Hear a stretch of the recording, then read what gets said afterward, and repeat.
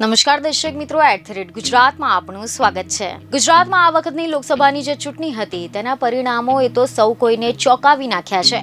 બનાસકાંઠામાં કોંગ્રેસના ઉમેદવાર ગેનીબેન ઠાકોરે જીત મેળવીને ભાજપના સતત ત્રીજી વખત 26 બેઠકનું ક્લીન સ્વીપ કરવાનું જે સપનું છે તેને તોડી નાખ્યું છે।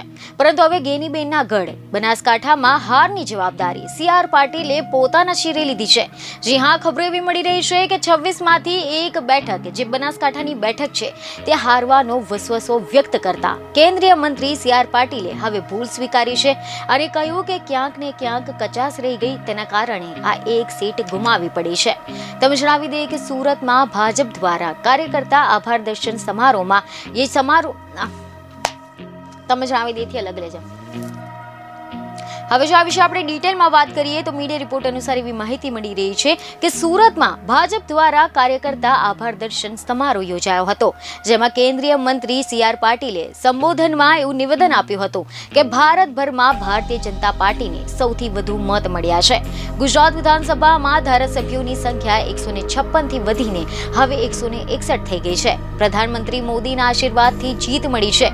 અમિત શાહની મહેનત રંગ લાવી છે અને અમે જીત મેળવી છે અને રાજ્યોના કાર્યકર્તાઓ ગુજરાત આવે છે। ગુજરાતના કાર્યકર્તાઓ કઈ રીતે જીત મેળવે તે જાણે છે। આ વખતે લોકસભામાં કચાશ રહી ગઈ એ જવાબદારી પણ મારી છે। 26માંથી 25 બેઠક જીત્યા છે, એક બેઠક હાર્યા તેની જવાબદારી પણ મારી જ છે।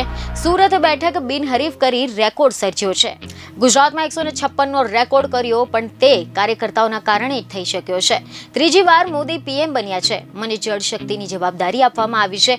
આ જવાબદારી તમામ કાર્યકર્તાઓની પણ છે। કાર્યકર્તાઓ સાથે મળીને કામ કરીશું। જળ સંચય માટે વરસાદી પાણીને સીધું બોરમાં ઉતારો, ટેરેસ પર પાણી આવતું હોય તેને પાઇપ મારફતે બોર સુધી પહોંચાડો, પાણીને જમીનમાં ઉતારવાનું ભગીરથ કામ કરવું છે।